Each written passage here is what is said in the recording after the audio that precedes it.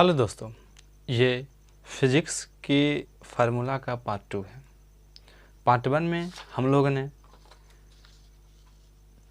Time, speed and distance के फार्मूले पढ़े, प्रोजेक्टाइल मोशन के फार्मूले पढ़े और एंगुलर मोशन पढ़े। एंगुलर मोशन में हम लोग में omega equal to V by R तक हम पढ़ चुके हैं, जहाँ ओमेगा आपका क्या है, कोणीय वेग है, और कोणीय वेग और रेखीय वेग में हम रिलेशन भी पढ़ चुके हैं। तो चलिए इसके सिलसिला को आगे बढ़ाते हैं।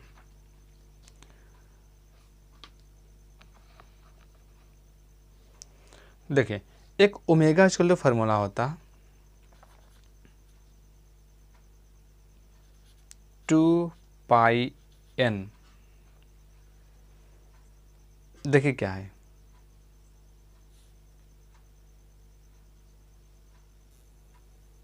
To pi N. Omega equal to होता है 2πn।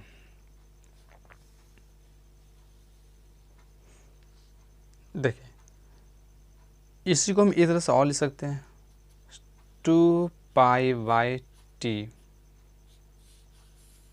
अगर हम याद रखने के लिए बता रहे हैं आपको क्या होता है, देखिए ये जो टोटल एंगल बनता है 360 डिग्री, यानी 2π। आज को जो ट्रेवल करने में टाइम लगा t, तो क्या हुआ, देखो कुल दूरी y समय आ गया ना ओमेगा। ये तो है कोणीय वेग, यानी दूरी बटा चाल, दूरी बटा समय, ओमेगा इक्वल टू 2π/t। याद रखने के लिए बता रहे हैं हम। देखिए आगे हम बात करते हैं वर्क एनर्जी, वर्क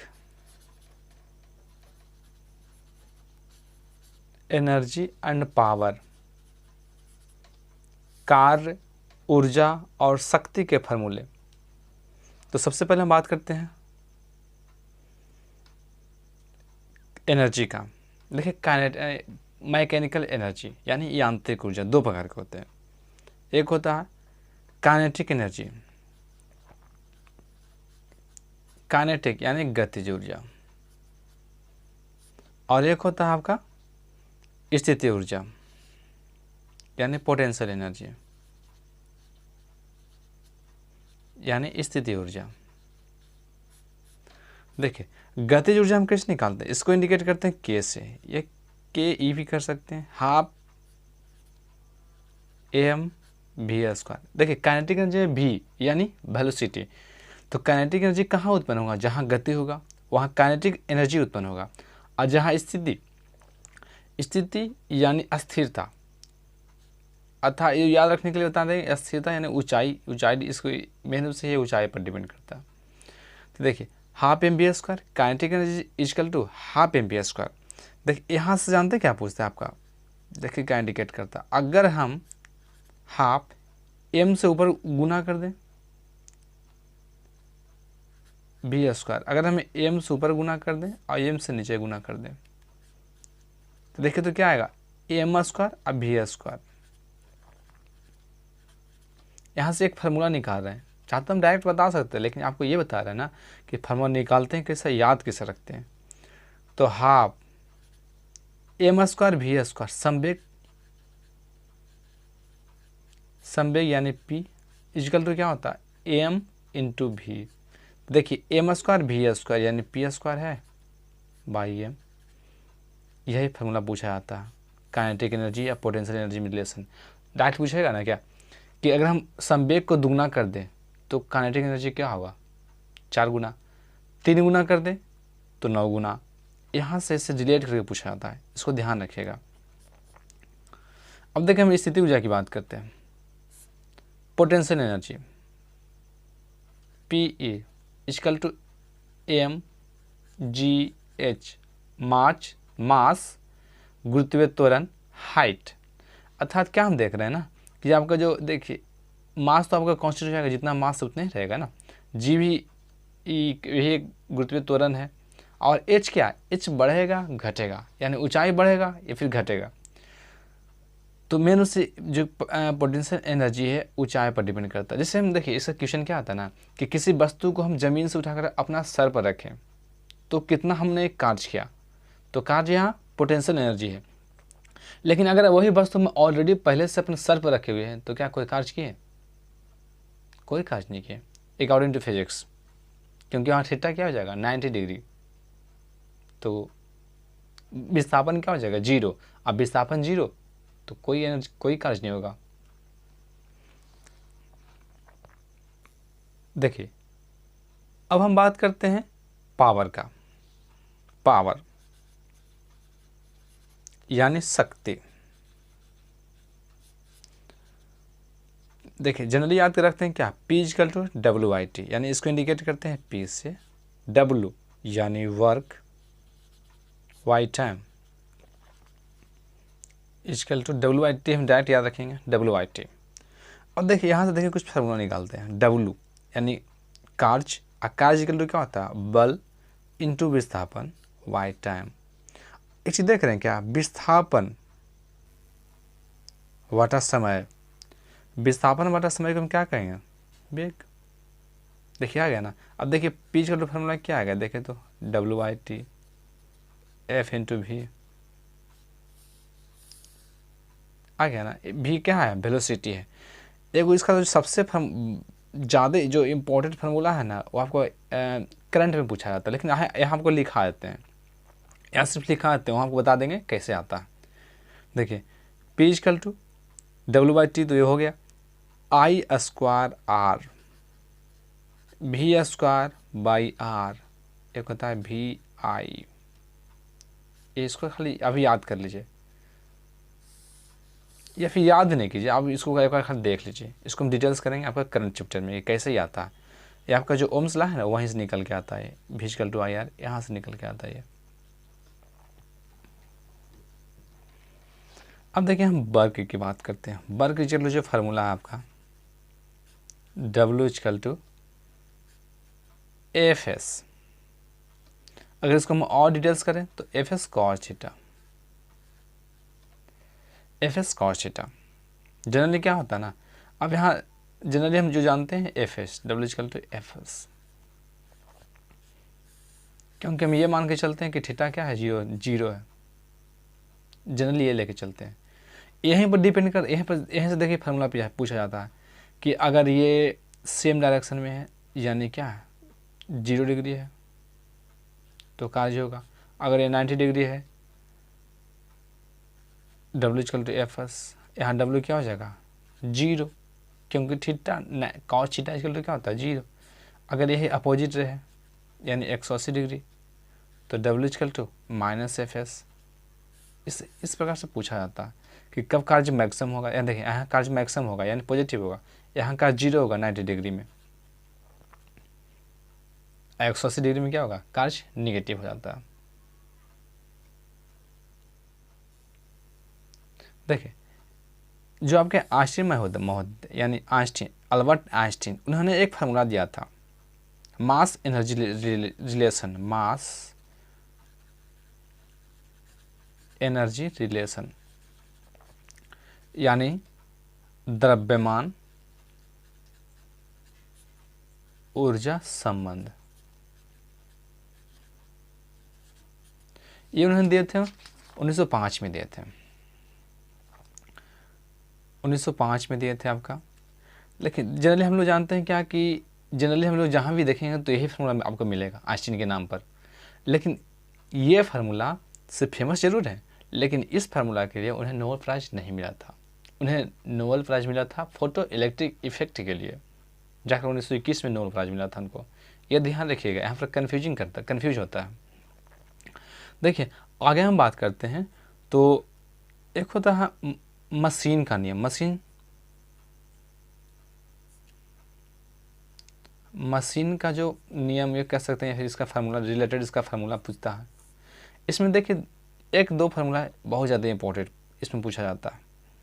एक देखिए यांत्रिक लाभ, मेरे से इसका दो फार्मूला है।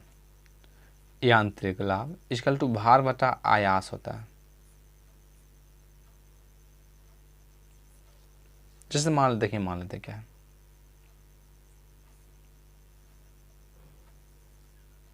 ये हम मान लेते हैं भार लगाएं यानी वेट, और एफर्ट लगाएं, ये इसको हम बोलते हैं फलक्रम। ये होता है भार बटा आयास, यांत्रिक लाभ यानी मैकेनिकल एडवांटेज, भार बटा आयास। अगर इसका हम भुजा की बात करें तो उल्टा हो जाता है, उल्टा जस्ट अपोजिट, आयास की भुजा, आयास भुजा बटा भार का भुजा, भार की भुजा। क्या समझे, आयास भुजा मतलब ये जो भुजा, ये वाला, ये जो भुजा है ना, ये वाला, ये होता है इसका भुजा, ये और ये भुजा।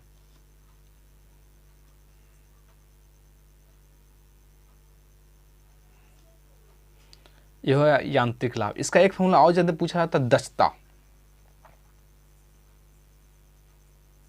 इफिशियंसी, इसको इंडिकेट करते हैं इट्टा से। ये क्या होता है, आउटपुट बटा इनपुट, ये होता है। अर्थात मान लेते कोई मशीन, हम कितना लिए कितना बाहर निकाल लें, यही उसका अनुपात है, इसी का अनुपात को दक्षता कहते हैं। इसी से पता चलता है कि मशीन कितना पावरफुल है। देखिए कोई मशीन का 100% दक्षता नहीं होता है, कहीं ना कहीं एनर्जी लॉस करता है, लेकिन एक मतलब मान सकते हैं कि आइडियल के तौर पर आइडियल 100% माना जाता है, लेकिन व्यवहारिकता 100% नहीं होता है, ये ध्यान रखिएगा। देखिए अब हम बात करते हैं बल के बारे में। बल के बारे में आपको जो पता होना चाहिए कि बल का जो फार्मूला F इक्वल टू यानी force equal to mass into acceleration, यानी द्रव्यमान इंटू त्वरण। ये आपका जो फार्मूला आता है न्यूटन के दूसरा गति नियम से आता है, F इक्वल टू ma। देखिए और चाहे तो हम, एक होता है, देखिए एक होता है बल, एक होता है अभिकेंद्रीय बल। अगर हम यही बल के बारे में बात करें, अगर हम यही बल है ना, अगर हम वृत्तीय गति में बात करें तो मान लेते हैं वृत्तीय गति में हम कहीं मूव कर रहे हैं, ठीक, हम कहीं मूव कर रहे हैं, m इसका मास है, तो देखिए एक बल इधर की ओर लगेगा, एक बल इसका बाहर की ओर लगेगा, एक बल अंदर की ओर लगेगा, एक बल बाहर की ओर लगेगा। तो जब अंदर की ओर लगा, जो सेंटर की ओर लगा, उसे हम कहते हैं अभिकेंद्रीय बल। एक बाहर की ओर लगा जिसे बोलते हैं अपकेंद्रीय बल। दोनों में देखिए, दोनों क्या है ना, दोनों इक्वल होता है, तभी तो हम वृत्तीय पथ पर चल पाते हैं। लेकिन दोनों का देखिए, इसका डायरेक्शन इधर है, इसका डायरेक्शन अंदर की ओर है, बस यही इसका फर्क है, लेकिन दोनों का दोनों इक्वल होता है। तो जिससे हम बात करें अभिकेंद्रीय बल की बात करते हैं, सेंट्रीपेटल फोर्स। अभिकेंद्रीय हम बल की बात करें, F इक्वल टू होता है mv² बटा r।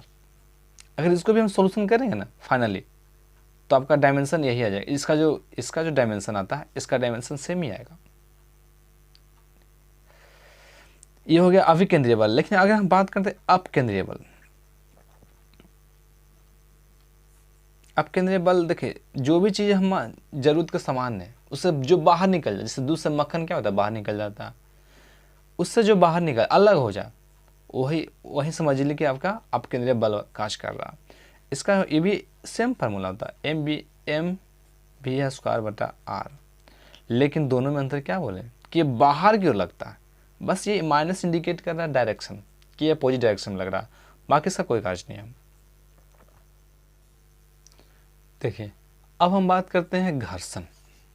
घर्षण देखिए, घर्षण से ज़्यादा फार्मूला पूछा नहीं जाता है, लेकिन बता रहे हैं, देखिए टॉपिक बाय टॉपिक हम कर लेते हैं। घर्षण, जिसको इंग्लिश में कहते हैं फ्रिक्शन, फ्रिक्शन। इसे इंडिकेट करते हैं म्यू इक्वल टू FYR। ये भी निगेटिव होता है, क्योंकि बस निगेटिव ये शो कर रहा है ना कि आपका डायरेक्शन अपोजिट है। जैसे मान लेते हैं बल हम इस ओर लगा रहे हैं, इधर से खींच रहे हैं, लेकिन जो आपको घर्षण बल इस ओर काज कर रहा है, उल्टा। ये होता है, बस यही इसका अंतर पड़ता है घर्षण के लिए। चाहे तो हम आगे माइनस दे सकते हैं, चाहे नहीं दे सकते हैं, इसको दिक्कत नहीं, इससे डायरेक्शन शो कर रहा है। ये हो गया घर्षण। अब देखिए घर्षण से जितना भी कार्य हमारे लिए फायदा हो वो सारा पॉजिटिव, लेकिन अगर पूछे कि घर्षण द्वारा किया गया कार्य क्या होता है तो निगेटिव होता है।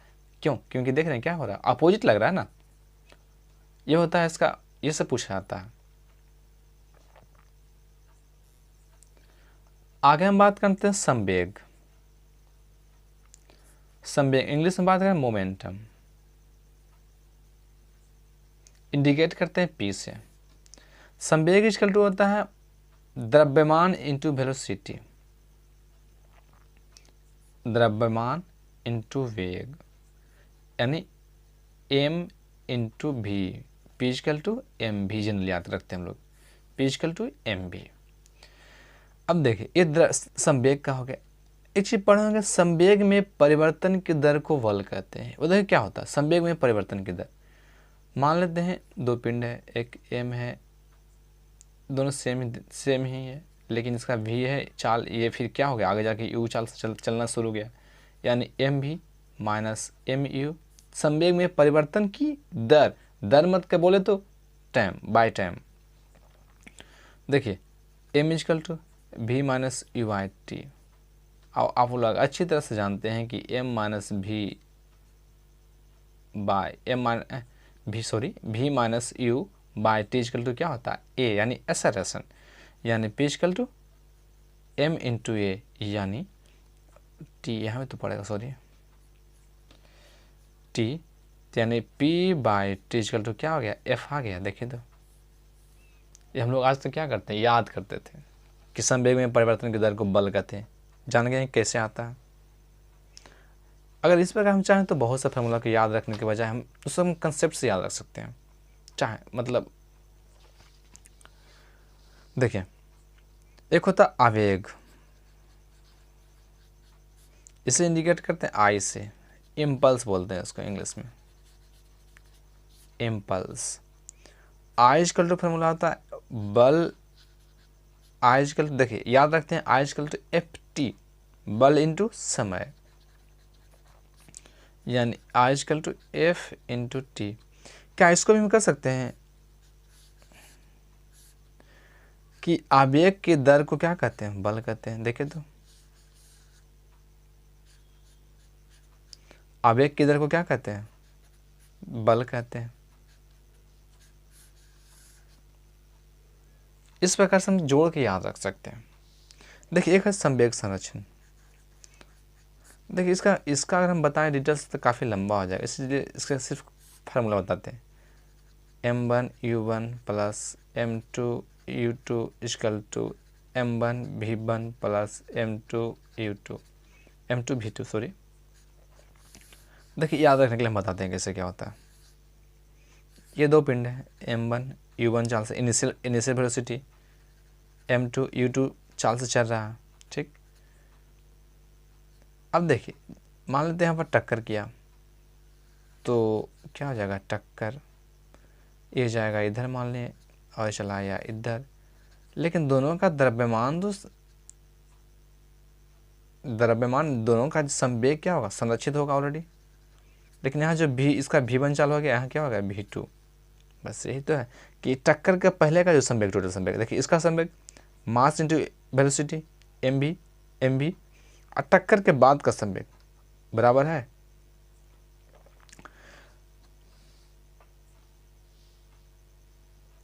देखिए टक्कर के पहले का संवेग और टक्कर के बाद का संवेग क्या होता है, बराबर होता है। यही तो बोला जाता है क्या, संवेग संरक्षण नियम है। एक होता है कोणीय संवेग।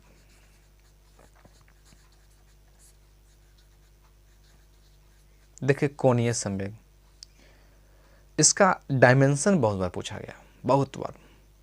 इंडिकेट करते हैं हम पी से इंडिकेट कर देते हैं, ओमेगा इंटू आई। ओमेगा क्या है याद कीजिए, ओमेगा आपका कोणीय वेग है। कोणीय वेग आई ये नहीं बताएं, ये बताते हैं, यह है मोमेंट ऑफ इनर्शिया, यानी जड़त्व आघूर्ण।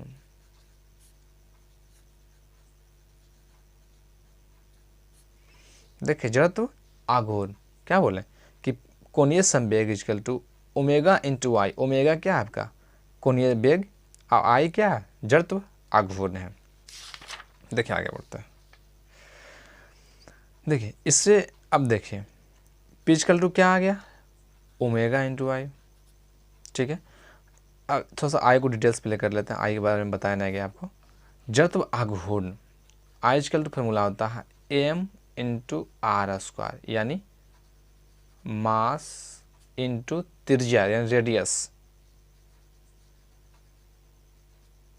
रेडियस का होल स्क्वायर, यानी आई क्या बोल सकते हैं, I is equal to mass into radius का whole square, M R square. अब इसका देखिए, अगर हम चाहें तो डायरेक्ट सब चीज़ बता सकते हैं, लेकिन बताते हैं कि निकलता कैसे है। इसका एक सिंपल फार्मूला निकल जाता है। क्या पढ़े, भी इजकल टू ओमेगा आर पढ़े हुए हैं, यानी ओमेगा इजकल टू हम कर सकते हैं वी वाई आर, पढ़े हुए हैं ना, भी इजकल टू ओमेगा आर, दोनों का रिलेशन बताया होगा कि V is equal to omega R, तो omega is equal to V by R और I is equal to M R square, यहाँ से आर आर कैंसिल, क्या आ गया, एम भी आर आ गया। ये इसका सिंपल फार्मूला, इसमें सब चीज़ अच्छी तरह से जानते हैं, मास है, वेलोसिटी है, रेडियस है। अब यहाँ से इसका डायमेंशन निकालिए, यूनिट निकालिए, सब चीज़ सिंपल से निकल जाता है। ये फार्मूला याद रखिए, दोनों सिंपल है।